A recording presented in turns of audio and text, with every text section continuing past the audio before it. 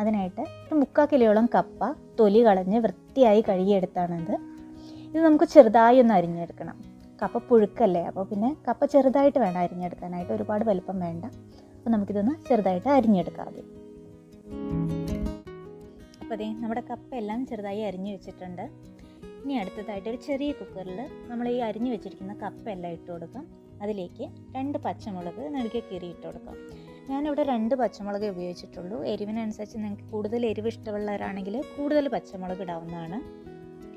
ഇനി അടുത്തായിട്ട് നമുക്കിതിലേക്ക് ഇടേണ്ടത് ഉപ്പ്, ആവശ്യത്തിന് ഉപ്പ് ചേർത്ത് കൊടുക്കണം. പിന്നെ ഒരു 1/4 ടീസ്പൂണോളം മഞ്ഞൾപ്പൊടി ഇട്ട് കൊടുത്തിട്ടുണ്ട്. പിന്നെ പാകത്തിന് വെള്ളം. ഇവ മൂന്നും ഇട്ടിട്ട് കുക്കർ ഒന്ന് അടച്ചു വെച്ച് നമുക്കിതൊന്ന് വേവിക്കാനായിട്ട് വെക്കാം. ഇനി നമ്മുടെ കപ്പ വേവുന്ന സമയം കൊണ്ട് ഒരു ചെറിയൊരു അരപ്പ് നമുക്ക് തയ്യാറാക്കാം. കപ്പ പുഴുക്കല്ലേ, അപ്പോൾ പിന്നെ തേങ്ങ ഇല്ലാതെ പറ്റില്ലല്ലോ.